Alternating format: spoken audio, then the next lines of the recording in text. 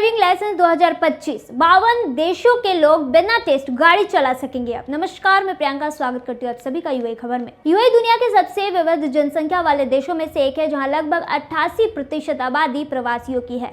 हर साल दुनिया के अलग अलग हिस्सों से लाखों लोग यहाँ आते हैं। कोई नौकरी के लिए आता है तो कोई बिजनेस के लिए, कोई परिवार की बेहतर जीवन शैली की तलाश में यहाँ आता है। पर्यटक हो या निवासी, यूएई में आसानी से घूम फिर पाना ही इस देश को सच में अपना सा महसूस कराता है। दुबई की रौनक भरी सड़कों पर निकलना, कुछ ही मिनटों में दफ्तर पहुंचना हो या फिर खुले रेगिस्तान नज़ारों का आनंद लेना हो, एक कार होना पूरे अनुभव को बदल देता है। जो लोग पब्लिक ट्रांसपोर्ट समझने में समय नहीं लगाना चाहते, उनके लिए कार किराए पर लेना सबसे आसान और तेज विकल्प बन जाता है। इसी सुविधा को बेहतर बनाने के लिए बता दें कि यूएई ने हाल ही में मरकूज पहल के तहत ड्राइविंग सिस्टम में बड़ा बदलाव किया है। अब 52 देशों के विजिटर अपनी मूल देश की ड्राइविंग लाइसेंस से ही यूएई में गाड़ी चला सकते हैं। जी हाँ, बता दें कि इससे उन्हें अस्थायी परमिट या लोकल ड्राइविंग टेस्ट जैसी झंझटों से नहीं गुजरना पड़ेगा और यूएई में जीवन और भी आसान हो जाएगा। बता दें कि जो लोग यूएई में अपना स्थायी घर बनाने की योजना रखते हैं, उनके लिए भी प्रक्रिया अब पहले से कहीं और आसान हो गई है। विदेशी नागरिक अब अपने मौजूदा ड्राइविंग लाइसेंस को यूएई लाइसेंस में बदल सकते हैं, वह भी बिना किसी थ्योरी या प्रैक्टिकल टेस्ट के। यह बदलाव भले छोटा लगे, लेकिन इसका असर काफ़ी बड़ा है। यह दिखाता है कि यूएई उन लोगों की जिंदगी को सरल और सुविधाजनक बनाने के लिए कितना प्रतिबद्ध है जो यहाँ आकर बसने का फैसला करते हैं। मंत्रालय ने नई व्यवस्था को दो मुख्य हिस्सों में बांटा है।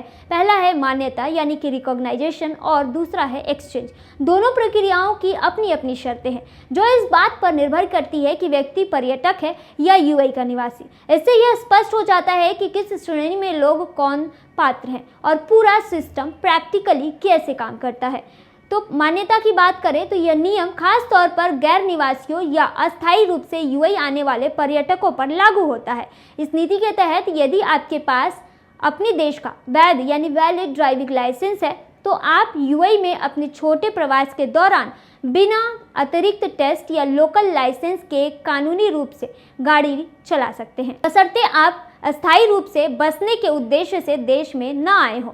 वहीं एक्सचेंज की बात करें तो यह प्रक्रिया यूएई के निवासियों पर लागू होती है जिनके पास पहले से किसी विदेश का वैध ड्राइविंग लाइसेंस है। ऐसे निवासी निर्धारित शर्तें पूरी करने पर अपने राष्ट्रीय लाइसेंस को यूएई ड्राइविंग लाइसेंस में आसानी से बदल सकते हैं और इसके लिए न तो थ्योरी टेस्ट देना होता है और न ही रोड टेस्ट। यह सुविधा केवल उन्हीं लोगों के लिए मान्य है जिन्होंने यूएई रेसिडेंस परमिट प्राप्त कर लिया है। अब बता दें कि मान्यता यानी रिकॉग्नाइजेशन और एक्सचेंज दोनों ही विकल्प वाहन श्रेणियों पर लागू होते हैं। आमतौर पर मोटरसाइकिल और लाइट व्हीकल कौन कौन सी श्रेणी किस देश के लिए उपलब्ध है, यह उस देश और यूएई के बीच हुए आपसी समझौते या एमओयू के आधार पर तय होता है। बता दें कि जरूरी शर्तें और योग्यता क्या है। तो यूएई में कोई व्यक्ति पर्यटक है या निवासी, इसके आधार पर अलग अलग नियम लागू होते हैं। जैसे रिकॉग्नाइजेशन यानी पर्यटकों के लिए अपने देश का ड्राइविंग लाइसेंस इस्तेमाल करके यूएई में गाड़ी चलाने के लिए कुछ शर्तें ज़रूरी है,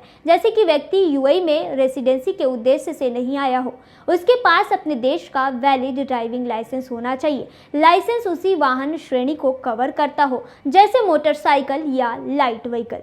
यह श्रेणी राष्ट्रीयता के अनुसार बदल सकती है। बता दें कि एक्सचेंज की बात कर ले तो यूएई निवासियों के लिए विदेशी ड्राइविंग लाइसेंस को यूएई लाइसेंस में बदलने के लिए कुछ जरूरी शर्तें हैं, जैसे कि आवेदक उस देश का नागरिक हो जिसका लाइसेंस यूएई में एक्सचेंज के लिए पात्र हो, आवेदक के पास वैलिड यूएई रेसिडेंस परमिट होना चाहिए, उसके पास अपने देश का वैलिड और अस्थायी ड्राइविंग लाइसेंस होना चाहिए, न्यूनतम आयु शर्त पूरी हो यानी 17 वर्ष या उससे अधिक होना आवश्यक है। विजन टेस्ट की बात करें यानी आंखों की जांच पास करना जरूरी है। अन्य कानूनी या प्रशासनिक आवश्यकताएं भी पूरी करनी होगी। बता दें कि कुछ राष्ट्रीयताओं को आपसी समझौते के अनुसार अपना मूल लाइसेंस जमा कराना भी पड़ सकता है। आवेदन प्रक्रिया और शुल्क की बात कर ले तो लाइसेंस एक्सचेंज प्रक्रिया डिजिटल प्लेटफॉर्म मरकूज के माध्यम से पूरी की जा सकती है। इस प्रक्रिया का शुल्क बता दें कि 600 दिरहम है और आवेदक को अपने विदेशी लाइसेंस का कानूनी अनुवाद यानी लीगल ट्रांसलेशन और मूल लाइसेंस की कॉपी जमा करनी होती है। यूएई ड्राइविंग लाइसेंस या तो इलेक्ट्रॉनिक रूप में जारी किया जा सकता है या फिर आवेदक की पसंद के अनुसार कुरियर से घर तक भेजा जा सकता है। मान्यता और एक्सचेंज के लिए पात्र देश से बता दें कि नई अपडेट सूची में 52 देश शामिल है, जिनके नागरिक अब या तो अपने राष्ट्रीय ड्राइविंग लाइसेंस का उपयोग कर यूएई में यात्रा के दौरान कर सकते हैं या फिर यूएई रेसिडेंसी मिलने पर उसे यूएई ड्राइविंग लाइसेंस में एक्सचेंज करा सकते हैं।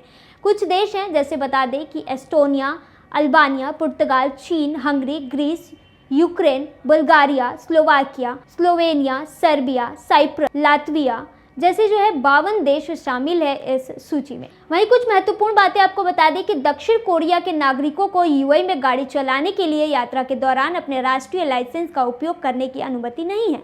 वे केवल यूएई रेसिडेंस बनने के बाद ही अपने लाइसेंस को यूएई ड्राइविंग लाइसेंस में एक्सचेंज करा सकते हैं। बता दें कि यह नीति यानी कि इस नीति से यूएई में आने वाले पर्यटकों, यहाँ बसने वाले प्रवासियों और यूएई नागरिक सभी को स्पष्ट लाभ मिलता है। पर्यटकों के लिए बात कर लें तो अब उन्हें अस्थायी ड्राइविंग परमिट लेने या लोकल ड्राइविंग टेस्ट देने की जरूरत नहीं पड़ेगी। इससे यूएई में घूमना फिरना और भी आसान और सुविधाजनक हो जाता है। निवासियों के लिए बात करें तो पात्र देशों से आने वाले विदेशी नागरिक अब बहुत कम कागजी झंझटों के साथ अपना राष्ट्रीय लाइसेंस यूएई ड्राइविंग लाइसेंस में बदल सकते हैं। इससे वे देश में जल्दी से घुल मिल पाते हैं और उनकी आवाजाही भी आसान हो जाती है। यूएई नागरिकों के लिए यानी कि विदेश यात्रा के दौरान बता दें कि यह व्यवस्था पारस्परिक है, यानी जिन देशों के साथ यूएई के ड्राइविंग लाइसेंस संबंधी समझौते हैं वहां यूएई नागरिक अपने यूएई ड्राइविंग लाइसेंस से गाड़ी चला सकता है, और जिन देशों में ये समझौता नहीं है वहां वे अंतर्राष्ट्रीय ड्राइविंग परमिट का उपयोग कर सकते हैं, जिसे संयुक्त राष्ट्र की संधि के तहत मान्यता प्राप्त है। बता दें कि जीसीसी नागरिकों के लिए क्या कुछ नियम है। तो यूएई में विजिट के दौरान जीसीसी देशों के नागरिक यूएई में अपने देश के ड्राइविंग लाइसेंस से ही गाड़ी चला सकते हैं। इसके लिए किसी अतिरिक्त परमिट या टेस्ट की आवश्यकता नहीं होती है। दूसरी बात बता दें तो यूएई निवासी बनने पर जैसे ही कोई जीसीसी नागरिक यूएई का निवासी बन जाता है, उसे अपना GCC license UAE driving license में एक्सचेंज करना अनिवार्य है। यह प्रक्रिया बता दें कि मरकूस डिजिटल प्लेटफॉर्म के माध्यम से होती है और इसकी फीस 600 दिरहम है। जीसीसी के वे नागरिक जो अब किसी जीसीसी देश के निवासी नहीं हैं, यदि कोई व्यक्ति जीसीसी नागरिक हो तो लेकिन अब जीसीसी देश में नहीं रहता है तो नियम बदल जाता है। अगर बता दें कि उसका देश डायरेक्ट लाइसेंस एक्सचेंज यानी कि 52 पात्र देशों की सूची में नहीं है तो उसे यूएई ड्राइविंग लाइसेंस पाने के लिए थ्योरी टेस्ट, रोड टेस्ट दोनों पास करना होगा। इन टेस्ट के लिए ड्राइविंग क्लास अनिवार्य नहीं है, लेकिन आवेदक को ट्रैफिक फाइल खोलनी होगा। वही बता दें कि इसकी कुल लागत आमतौर पर 2000 दिरहम से लेकर 2500 दिरहम के बीच होती है, जो अमीरात के अनुसार बदलती है। सभी शर्तें पूरी करने के बाद बिना किसी अतिरिक्त टेस्ट के नया यूएई ड्राइविंग लाइसेंस जारी कर दिया जाता है। यह पूरी व्यवस्था सुनिश्चित करती है कि यूएई में रहने वाले सभी लोग किसी भी राष्ट्रीयता के हो सुरक्षित और कानूनी रूप से ड्राइविंग के योग्य हैं। दुबई में मजदूर मेंटू की किस्मत चमकी, ईद अल एतिहाद पर जीता नया कार। मोहम्मद सोजल मेंटू ने 2 दिसंबर को बड़ी जीत दर्ज की है। जी हां, बता दें कि उन्होंने 54वें ईद अल एतिहाद समारोह में ब्रांड न्यू कार का ग्रैंड प्राइज अपने नाम किया है। यह कार्यक्रम मानव संसाधन और अमीरातकरण मंत्रालय द्वारा आयोजित किया गया था, जो यूएई के 30 से ज्यादा स्थानों पर मनाया गया। इस मौके पर 2.5 लाख से अधिक मजदूर एक साथ जुटे और पूरे दिन मजेदार गतिविधियां, खेल प्रतियोगिता, टैलेंट शो, राइफल ड्रॉ और गिफ्ट वितरण का आनंद लिया। खालिस टाइम से फोन पर दूरभाषी के जरिए बात करते हुए 32 साल के मेंटू ने बताया कि उन्हें बिल्कुल उम्मीद नहीं थी कि वे जीत जाएंगे। उन्होंने कहा, मैं तो दोस्तों के साथ अल क्लोज में शो देख रहा था और गेम्स खेलकर मजे कर रहा था। सब वैसे ही काफी मजेदार था, लेकिन जैसे ही आखिरी ड्रॉ में मेरा नाम पुकारा गया, मैं खुशी से उछल पड़ा और चिल्ला दिया। यकीन ही नहीं हुआ। फिर उन्हें समझ आया कि सामने खड़ी कार अब सच में उनकी है। मेंटू जो जोबल अली में बढ़ई का काम करते हैं, उनके पास ड्राइविंग लाइसेंस नहीं है, लेकिन उनके लिए यह कोई परेशानी नहीं थी। उन्होंने बताया कि वह कार का इस्तेमाल करने का इरादा नहीं रखते हैं, बल्कि उसे बेचना चाहते हैं। मेंटू ने बंगाली में कहा कि यह एक बिल्कुल नई सेडान कार है, शायद मुझे इसके बदले 45,000 से 50,000 दिरहम तक मिल जाए। यह अच्छी खासी रकम होगी जिसका इस्तेमाल मैं एक छोटी किराने की दुकान शुरू करने के लिए पूंजी के रूप में कर सकता हूँ। उन्होंने बताया कि वह इस जीत की रकम से अपने परिवार के लिए कोई महंगी चीजें नहीं खरीदेंगे, बस अपनी पत्नी के लिए 500 दिरहम से कम की एक गोल्ड रिंग और अपने 2 बेटों के लिए कुछ खिलौने खरीदेंगे। मेंटू जो बांग्लादेश के दक्षिणी पश्चिमी हिस्से के जेसौर जिले से हैं, उन्होंने कहा कि मैं इस पैसे को समझदारी से इस्तेमाल करूंगा, इसे ऐसे छोटे बिजनेस में लगाऊंगा जिसे मैं खुद संभाल सकता हूं। उम्मीद है कि यह आगे चलकर मेरे परिवार के लिए एक स्थिर आय का जरिया बन जाएगा। मेंटू 5 साल पहले दुबई आए थे। बता दें कि जब उनका बेटा सिर्फ कुछ महीनों का था। उन्होंने कहा कि यूएई मेरे लिए दूसरे घर जैसा है। यहाँ की नौकरी की वजह से ही मैं अपने परिवार का अच्छी तरह ख्याल रख पाता हूँ। मेंटू अगले साल की शुरुआत में अपनी पत्नी और बच्चों से मिलने जा सकते हैं। उन्होंने बताया कि वह उनके लिए कुछ साधारण उपहार और दुबई के चॉकलेट जरूर ले जाएंगे। यूएई के मजदूरों के लिए आयोजित इस बड़े समारोह का थीम था हमारे मजदूरों की खुशी, हमारे संघ का जश्न। यह कार्यक्रम मानव संसाधन और अमीरातकरण मंत्रालय द्वारा आयोजित किया गया था। बता दें कि इस आयोजन में कई संस्थाओं ने मिलकर सहयोग भी किया, जिनमें कुछ संस्थाएं शामिल थे जैसे कि आंतरिक मंत्रालय, federal authority for identity, citizenship, custom and port security, Abu Dhabi police, Dubai police और शारजाह पुलिस। वहीं इन सभी की संयुक्त इन सभी संस्थाओं की संयुक्त कोशिश से यह शानदार कार्यक्रम सफलतापूर्वक आयोजित किया गया। बता दें कि और भी कुछ जैसे सहयोगी संस्थाओं के नाम बता दें तो Abu Dhabi civil defence authority, Dubai civil defence की जनरल कमांड जैसे और भी महत्वपूर्ण संस्था इस कार्यक्रम में संयुक्त रूप से नेतृत्व कर रहे थे। क्या आपने भी इस कार्यक्रम को ज्वाइन किया था, एंजॉय किया था? कमेंट करके जरूर बताइएगा। दिल्ली हाईकोर्ट सख्त, दुबई में फंसी भारतीय युवती को तुरंत सुरक्षित वापस लाने के आदेश। दिल्ली हाईकोर्ट ने केंद्र सरकार और दुबई स्थित भारतीय दूतावास को एक 25 वर्षीय भारतीय युवती की सुरक्षा सुनिश्चित करने और उसे जल्द से जल्द भारत वापस लाने के लिए तत्काल कार्रवाई के निर्देश दिए हैं।